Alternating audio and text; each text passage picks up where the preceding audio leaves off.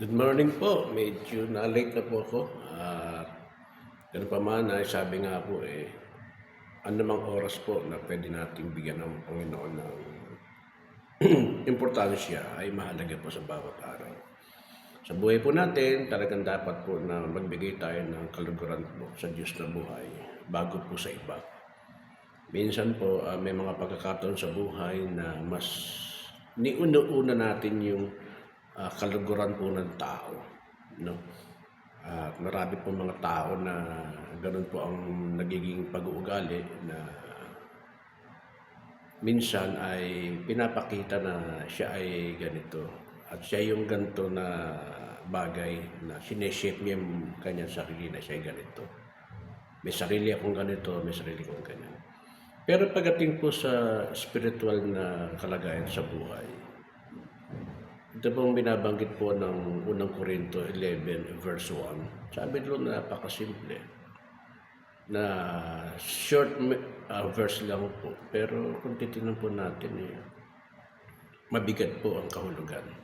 Sabi po doon, imitate me as I imitate Christ. Sabi po ni Pablo yun na tularan mo ako gaya ng pagtutulad ko kay Kristo.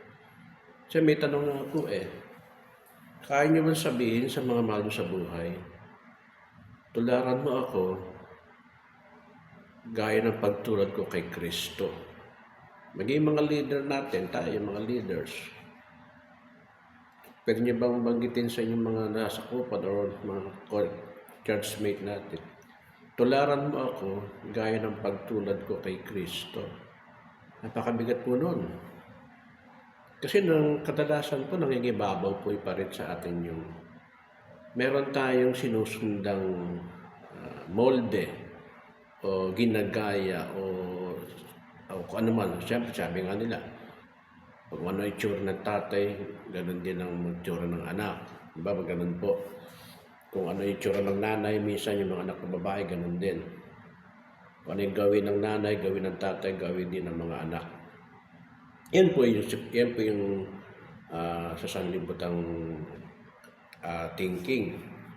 Pero dito, pag tayo po ay naging Kristiyano, ang dapat na imomolde natin sa buhay natin ay yung mga example po na binigay po ng Panginoon Kristo.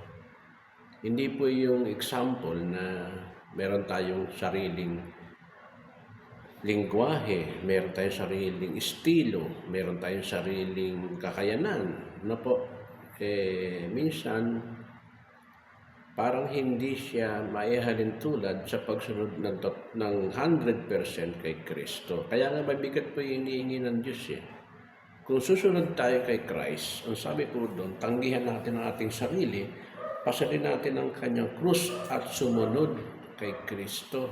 Mabigat po yun Marami po mga tao, especially po sa mga churches, mga leader, kasi makikita natin na ang pinapatupad nilang sistema ay yung kani-kanilang mga estilo, mga bagay sa buhay, spiritual, na yun ang parang pinapa-imply, no? Pinapakita na ito yung tamang pagsunod sa Diyos. Dahil gano'n ang estilo, gano'n ang sistema. At kadalasan po, may mga Kristiyano na mas nangingibabaw po yung kanilang tinatawag na kakayanan.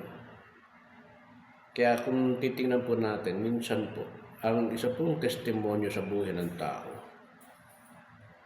tulad ng binabanggit ni Pablo, kadalasan po ang iba po sa atin ay mas pinapakita yung kanyang sariling kakayanan.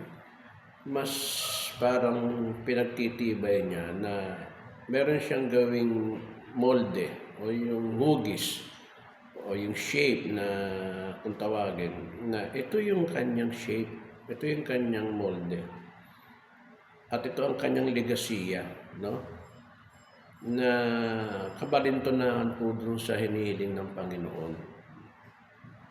Kasi ang sabi po doon, walang makakahigit na alipin kaysa sa Panginoon, sa kanyang Panginoon. Ibig ko sabihin, tayo bilang mga anak ng Diyos, sa pagsunod kay Kristo, naroon po yung tinatawag na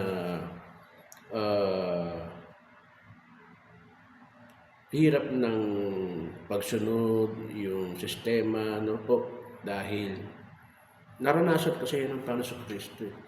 Hindi po pwede na pag ikaw ay Kristiyano, magaang lang ang magiging pagsunod mo.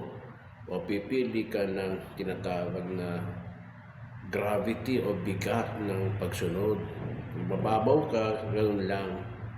So, pagdating po doon sa ganung punto, mahihigitan mo ang iba.